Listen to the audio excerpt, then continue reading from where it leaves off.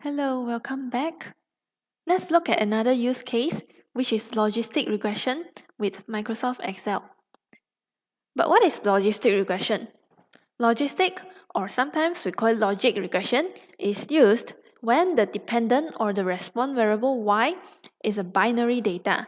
Do you still remember what is a binary data? For example, yes or no, white or black. This is a binary data. Only two categories.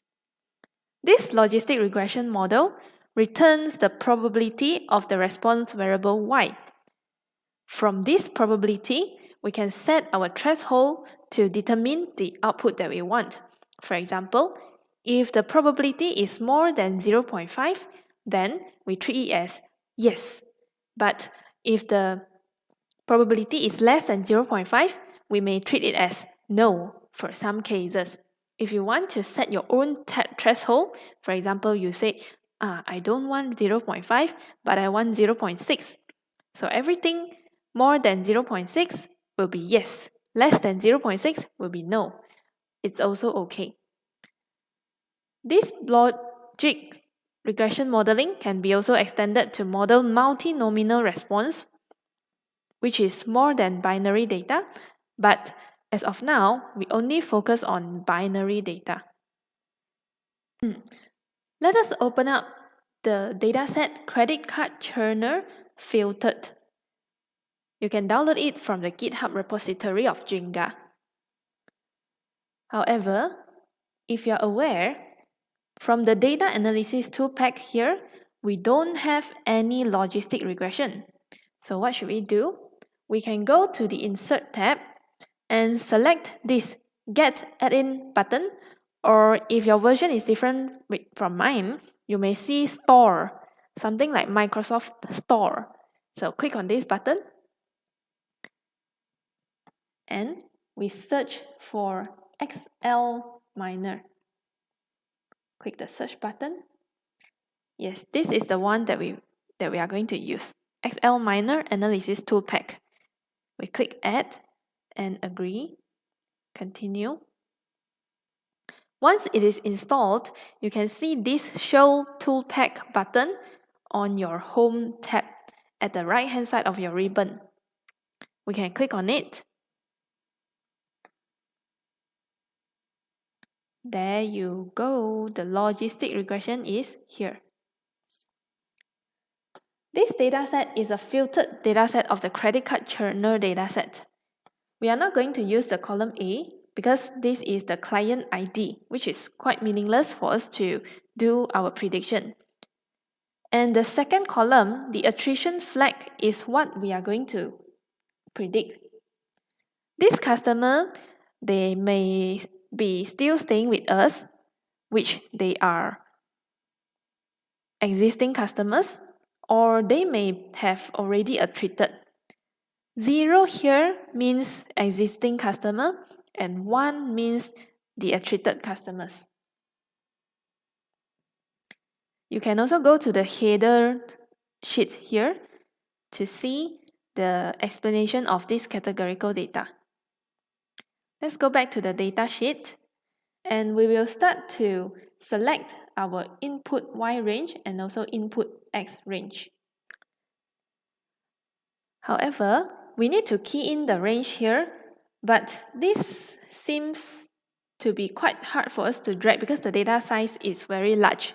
Therefore, rather than dragging our data, we can try to see how many columns are there.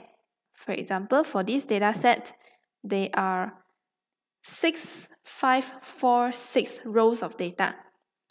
We are going to put this into our range here, which is from B1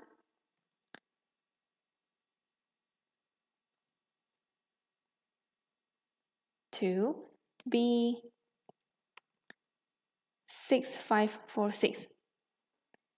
You can ignore the dollar sign. The dollar sign is actually for us to fix the column so that it won't run away from this B1 until B6456. And for X range, we will have data from C1 column, C1 cell all the way until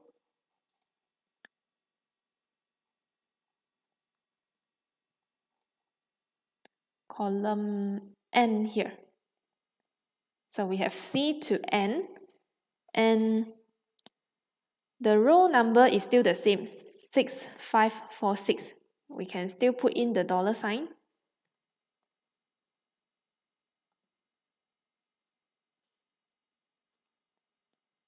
And we put N because this is the nth column. And again, another $sign. And the row number is 6546. We are done with the input Y and X range. We will tick labels because our first row of the data is our column label or column header or column names. Let's ignore this constant is 0. And for this confidence interval, you may untick it for now. Next, our output range. Since we don't confuse ourselves first by putting in other sheets, so for this output range, just now our data stops at column N, so let us put our output range at column P. P1. Let's put it at P1. You can change this output range to other range that you want. After everything is okay, we click OK. Almost immediately, our output is here. Let us select all this output and then we open up a new tab to do some calculation. Let's open up a new tab and we may change the name to Logit. We paste our output using this paste value. And we can select all and we can double click between any two columns to let it visible. This is our model coefficients. And for now, we can ignore all this. If there are any chances in future, we will further discuss this. So for now, let us delete first. And how are we going to do our prediction? Let us do another column here. So we have coefficients and we have the estimated data. Let's say this is anything that we want to key in to estimate whether the customer will churn or not churn. This is our estimate data. And for the first row here, for the first cell here, please put 1. This is fixed already according to the model. This is always fixed. And for the rest, you can put in whatever figures that you want to estimate. For example, you want to estimate for a customer whose age is 46, then you will key in 46. The unit that you are keying in must be the same with the original data here. By the way, you can already delete this because we have already copied it to another sheet.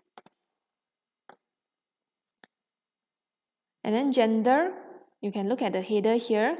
Gender 0 means male, 1 means female. So you can put whatever you want. So for now, as an example, I will copy the data from here. Let's say I'm copying the first customer data. So this customer's age is 44, gender is 0, and so on. I'll copy everything. Copy down, and then I'll paste it under here. This one I'll delete first. And how am I going to paste it? I'll paste it by right-clicking this cell. Oops, I forgot to click copy. So we will copy first. And to paste it, since this original data is a horizontal data, and if we want to paste it in a vertical way, we will right-click and we select this transpose button, paste transpose. And you see that all the data are pasted here already. Then, important question comes, how are we going to estimate this? And how do we know whether a customer is going to churn or not churn? Let's follow me to do this. Below all this table, we point at a new cell, and then let's call it the estimated probability equals to, we'll calculate our estimated probability here. The formula is slightly complicated, so you can take your time, pause the video to follow me. We will put equal sign and then type EXP, open a bracket, and we type sum, SUM sum, followed by product. It is EXP bracket sum product. The sum product is stick together. This is a function for us to do calculation. And then we open a bracket. Put our cursor at this coefficient column here. This is cell B10. We drag all the way until cell B22. And then we put a comma. So we have B10 until B22. And next, select the estimated data. Sorry, the data for us to estimate, to do estimation. So we drag from the first reading, which is 1, all the way down until the last one. It is C10 to C22. So we close this bracket and we close another bracket. Next, we put a slash and open another bracket, type 1 plus. And then we copy this EXP all the way until before the slash. We copy this and then we paste it after the plus sign. This is the formula where we use the exponent of sum product divide by 1 plus the exponent of sum product. And lastly, don't forget to close another bracket. And if you successfully done this, you can press enter. This is the probability that a user with this data, age 44, gender is 0, means this is a male, and dependent count 4, education level 1, and so on. A person with this data, the probability that he will churn is 0.58888. This is the probability. So probability range from 0 to 1. 0 means impossible, 1 means definitely. So this is between 0 and 1. 0.5888 is around 0.6. So it is more likely to be 1. It is nearer to 1. Now let us put a threshold. Let's say we set the threshold to be 0.5. Anything larger than 0.5, we say yes, this customer would churn. But if it is less than 0.5, then we say it is not likely, this customer is not likely to churn. So let us call this the likelihood, whether this customer would churn or not. You can set the alignment. And again, follow me to type in the formula here. We start by putting an equal sign and we type if. So we are doing a conditional here. Just now what we said, if the probability is more than 0.5, right? So where is the probability? This one, right? So if this C24 is more than 0.5, then we say that it is churning, right? It is more likely to be attrited. 1 means attrited, or you can change to attrited. Okay? But if you write attrited, then you need to add the double quotation mark because this is a text. But if you put 1, then you don't need to put double quotation mark because 1 is a number. So again, if this C24, which is our probability, is larger than 0.5, then we say that this customer is likely to churn. But what if it is less than 0.5? So if it is less than 0.5, then we say that this customer is not likely to churn, which is 0. So we close our bracket and we can press enter.